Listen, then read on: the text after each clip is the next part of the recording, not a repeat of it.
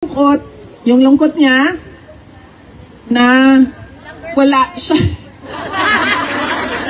Yes, ma'am, isa din yon yung lungkot niya sa walang girlfriend. Pero may I just say, ma'am, no?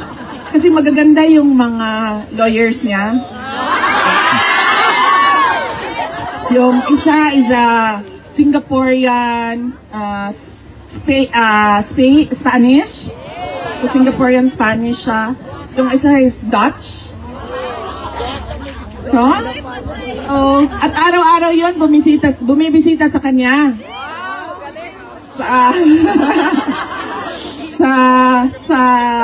Sa detention. So every morning, meron siyang lawyers conference at masaya ako dahil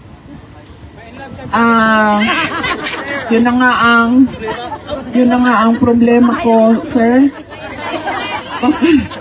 Makaligawan ba? Matinik pa naman yon si PRD. So, baka pero sinabihan na namin sila. Winarningan ko. Ma'am, sabi ko, wag talaga kayo magpadala sa pambobola niyan, ha? May I just say na ang Pilipino na lalaki, mambobola talaga yan sila. Kaya, sinabihan ko na yung mga abogado, sir, kasi nakita ko na yung maganda maganda talaga. Sabi ko, huwag kayong magpadala sa mga Pilipino na lalaki.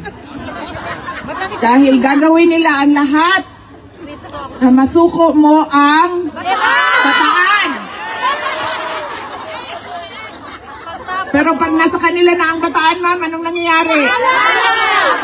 Pumupunta sa Palawan. Sa Siargao?